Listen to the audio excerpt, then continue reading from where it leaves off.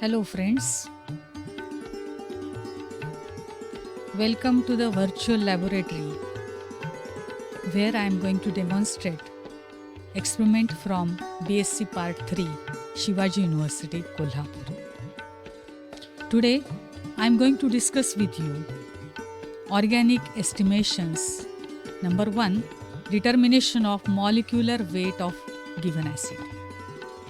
The aim of this experiment is to determine the molecular weight of monobasic or dibasic acid by volumetric method.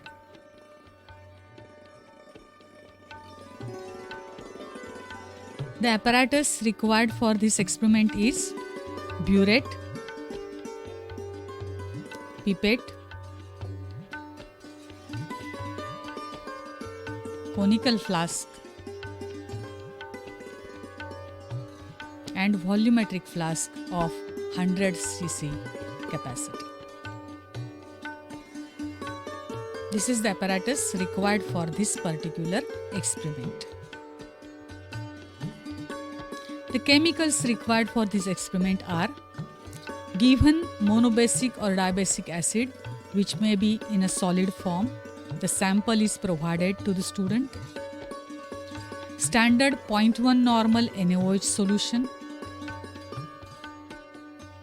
alcohol or rectified spirit, distilled water, and phenolphthalein indicator for the titration.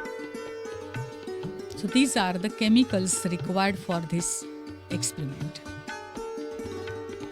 The principle behind this experiment is this is considered to be the volumetric method.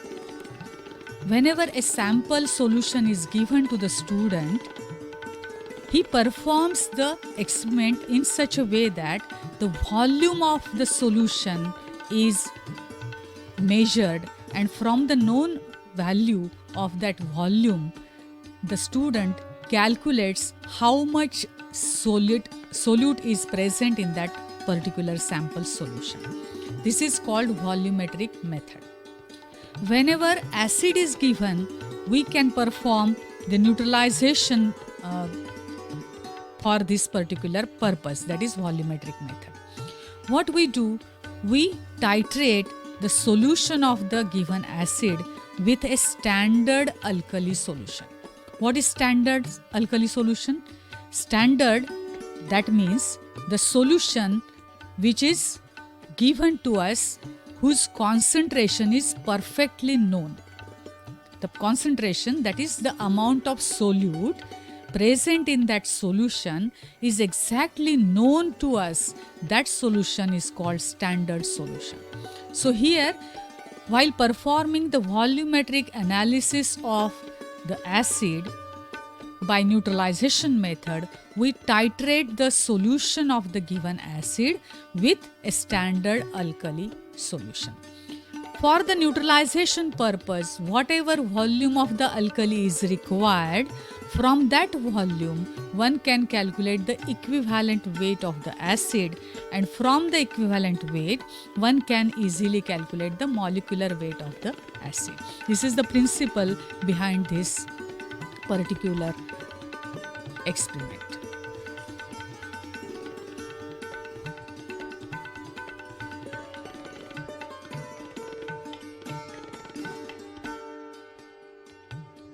Okay, so molecular weight can be calculated as equivalent weight into basicity. For monobasic acid, basicity is equal to 1. For dibasic acid, basicity is equal to 2. The reaction is given like this. RCOOH, the organic acid, carboxylic acid, it reacts with one molecule of that acid, reacts with one molecule of NaOH and gives us the sodium salt of the acid and water. So, formation of a salt and water is nothing but the neutralization reaction. Okay. So what we do in this particular experiment? The procedure, part 1 is the preparation of acid solution. This is prepared in 4 different steps as given in this slide. Weigh accurately 0.4 to 0.5 grams of the given acid, then dissolve it in distilled water, and if it is not found completely soluble in distilled water, use a little amount of rectified spirit or alcohol, the amount whichever is sufficient to dissolve that acid, and then we can dilute the alcoholic solution of that acid with distilled water. Okay, we can transfer that to volumetric flask of 100 cc capacity and dilute it to 100 ml correctly. So this is about the first step, preparation of acid solution. Let us try to understand how exactly we are going to perform this particular step. So first of all, while preparing the acid solution, we have to weigh accurately 0.4 to 0.5 grams of the given acid. How we can do that? We can do that with the help of digital balance, on which we can take some paper. We can make the reading 0. We have to nullify the weight of that paper also, and then we can put the acid into this particular paper such that the reading comes to be 0.4 something, 0.4 xx. So the weight exactly it should be mentioned, it should be noted down. The weight should be in between the 0.4 grams to 0.5 grams. Okay, this much of weight of the acid is taken, and then it is dissolved in distilled water or rectified spirit or alcohol, whatever may be required. So in a beaker we take this particular sample, what is acid solution, sample, which is weighed 0.4 to 0.5 grams, and then we add some distilled water into that. We stir that solution such that we get homogeneous solution of the acid. Okay, this is just to dissolve the particular solid sample into distilled water. So this solution is prepared, and then it is transferred to the volumetric flask.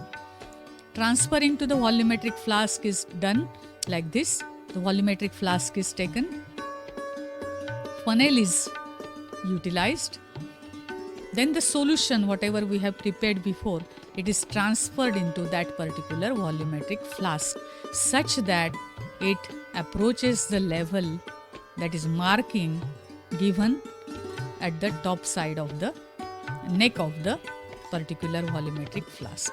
So the solution should be observed in such a way that that marking is in the level of our eyes, and the solution, the lower meniscus, is passing through that particular marking exactly. Then and then only the solution is exactly 100 ml. Remember well, the capacity of this volumetric flask is 100 cc. Another important suggestion is that shake properly to get homogeneous solution.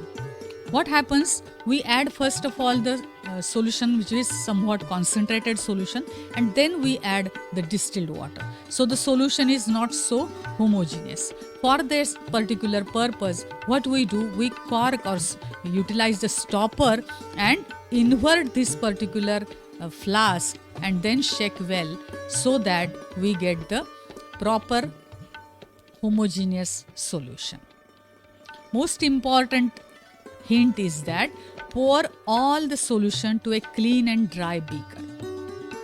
We should not pipette out the solution directly from the volumetric flask, but we should, before that pipetting out, we should pour all the solution whatever that is prepared in the volumetric flask, exactly 100 cc.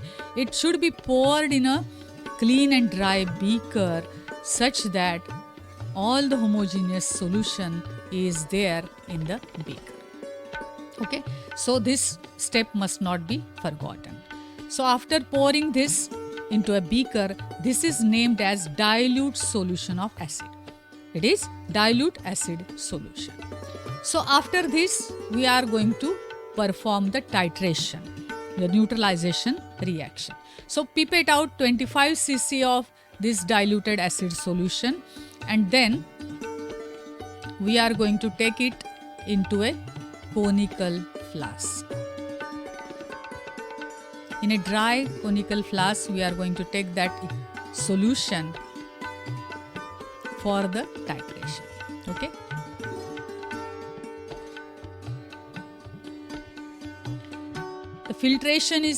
The titration is done like this.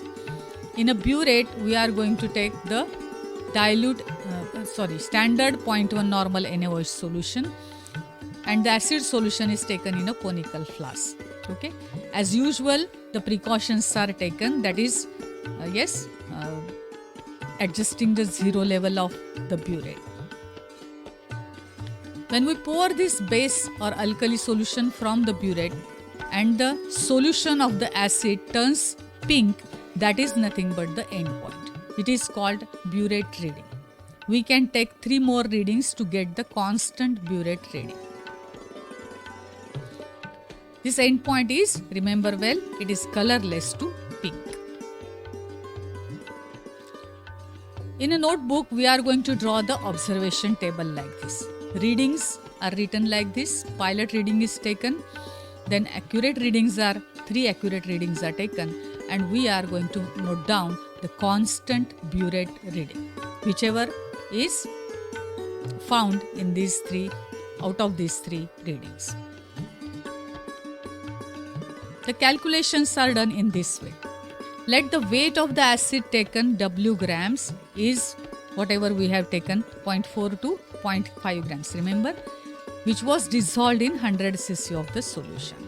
Now 25 cc of this dilute solution is nothing but X. It is corresponding to the X cm cube of 0.1 normal NaOH. What is X? X is nothing but our constant burette reading.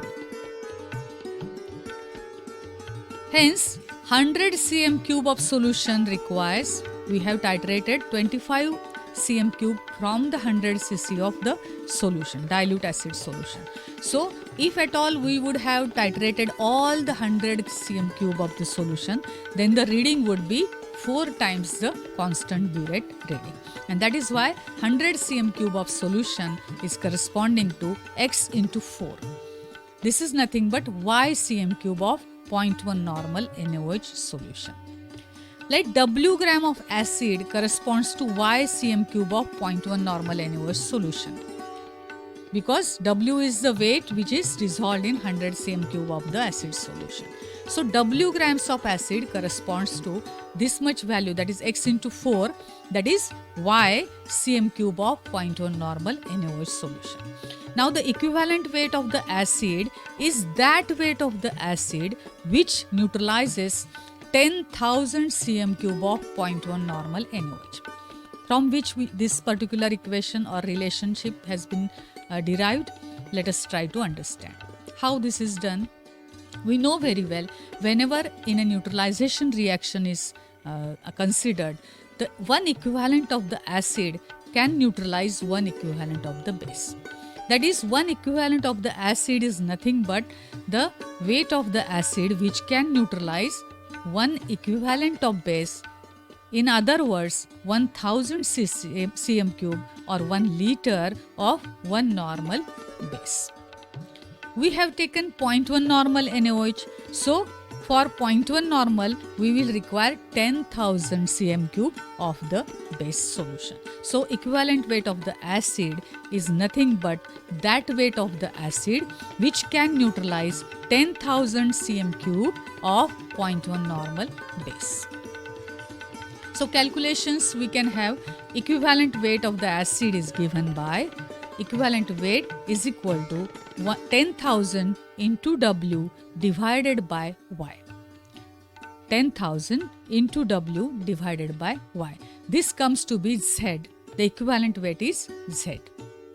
Now we can calculate the molecular weight. Molecular weight is equal to equivalent weight into basicity.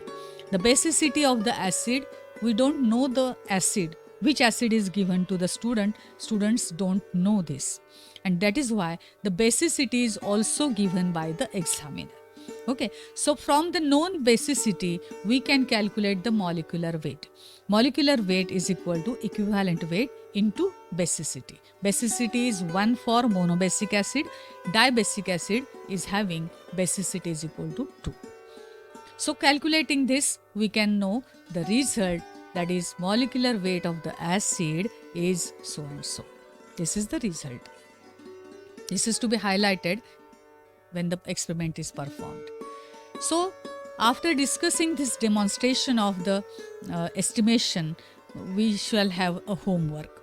Okay, write down the experiment in the journal and take for the writing purpose W is equal to 0.475 grams and consider that X is equal to 18.8 ml, 18.8 cc or cm cube. How the journal is to be written, let me demonstrate this particular thing. To the left hand side of the journal, we are going to write down certain things, and to the right hand side there are certain things to be mentioned. First of all, to the right hand side we are going to mention the aim of the experiment, then the apparatus that is required for the estimation, then we are writing down the chemicals required for this experiment, then the principle behind this experiment, the procedure in detail, and then finally we are going to write down the result which is obtained at the end of the calculation. To the left hand side we are going to write down the reaction that is involved in this particular experiment. Then we are going to write down the observations, which solution is taken in a burette, which solution is taken by pipette, which indicator is used, and what is the color change at the end point. Okay, then we are going to draw our observation table. Yes, initial, final level, difference, reading number 1, 2, 3 and constant burette reading. That observation table, it is to be drawn over here, and then we can write down the calculations. So this is the way in which we are going to represent our experiment in our journal. Okay, so this is about writing in the journal.